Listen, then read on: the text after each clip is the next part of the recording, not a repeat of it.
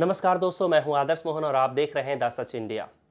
हिमाचल और कर्नाटक विधानसभा चुनाव जीतने के बाद कांग्रेस ने अपनी रणनीति और आगे के आने वाले चुनाव के लिए शुरू कर दी है। कर्नाटक में 136 सीटों पर कांग्रेस ने बहुमत दर्ज की।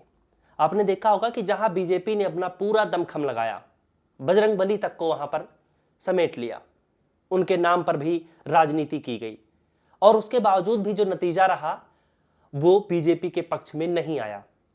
ऐसे में जो कांग्रेस ने चुनाव जीता, प्रियंका गांधी को इसका एक बड़ा श्रेय दिया जाता है, क्योंकि प्रियंका गांधी ने जाकर के डोर टू डोर कैंपेन किया, लोगों से मिली, उन्होंने सभी से बातचीत की और सभी मुद्दों को गंभीरता से लिया।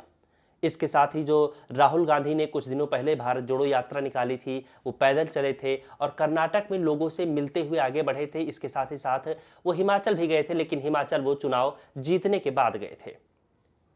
तो ऐसे में अब प्रियंका गांधी की क्या भूमिका होगी? वो राजनीति में सक्रिय तो है, लेकिन उनके पास कोई बड़ा पद नहीं है, कोई बड़ा ओहदा नहीं है। तो ऐसे में राहुल गांधी, आपने देखा होगा कि हाँ, वो अभी तक सांसद थे, अब नहीं है।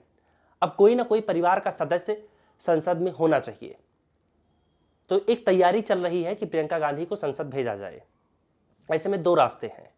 पहला जो रास्ता है कि हाँ, प्रियंका गांधी चुनाव लड़ करके और वो भवन तक पहुंचे, जिसमें यह कहा जा रहा है कि उनकी माताजी की अब जो तबीयत है वो ठीक नहीं रहती है और वो हो सकता है कि अपनी सीट से, जो उनकी पारंपरिक सीट है रायबरेली, वहां से चुनाव न लड़े। तो प्रियंका गांधी चुनाव लड़ सकती हैं और वो वहां से जीत दर्ज करके जा सकती हैं। और दूसरा रास्ता यह है कि अभी हाल फिलहाल में आपने देखा होगा कि कर्नाटक और हिमाचल में जीत दर्ज की है, वहां से जो विधायकों द्वारा सजाई हुई थाली है, यानी कि उन्हें राज्यसभा के जरिए भेजा जाए संसद भवन तक।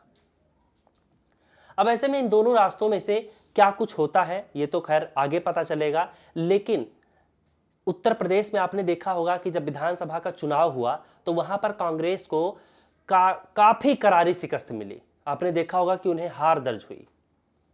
सबसे ज्यादा बीजेपी ही चर्चा में रही, कांग्रेस का तो बहुत ही कम, नाम मात्र के लिए आप कह सकते हैं, चर्चा हुई। और जो एक हार है वो प्रियंका गांधी के कंधों पर गई।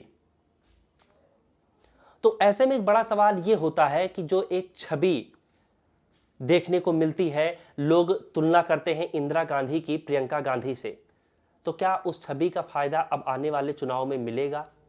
लोकसभा का चुनाव होने वाला है, तो अगर प्रियंका गांधी रायबरेली की सीट से चुनाव लड़ती हैं तो क्या लोग उन्हें स्वीकार करेंगे? क्योंकि हाल फिलहाल में राहुल गांधी ने जब अमेठी से चुनाव लड़ा, जो उनकी पारंपरिक सीट है, जहां से वो चुनाव जीतते आ रहे थे, वहां पर स्मृति ईरानी ने उन्हें करारी शिकस्त दी और उन्होंने चुनाव जीत लिया। राहुल गांधी वहां से हार गए। तो क्या रायबरेली से प्रियंका गांधी चुनाव जीत जाएंगी? क्योंकि उत्तर प्रदेश में कांग्रेस की जो दशा है वो किसी से छिपी हुई नहीं है। लेकिन इस सवाल ये भी है, क्या धीरे धीरे अब लोगों की जो मंशा है वो बदल रही है? क्या लोग प्रियंका गांधी की जो मेहनत है उसे देख पा रहे हैं? जो 2 राज्यों में चुनाव जीती, क्या उसका एक कड़ा संदेश जाएगा? क्या उससे फायदा मिलेगा?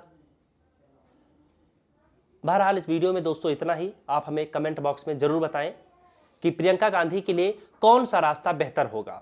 क्या उन्हें रायबरेली से चुनाव लड़के संसद भवन तक पहुंचना चाहिए या राज्यसभा के जरिए ही उन्हें पहुंचना चाहिए?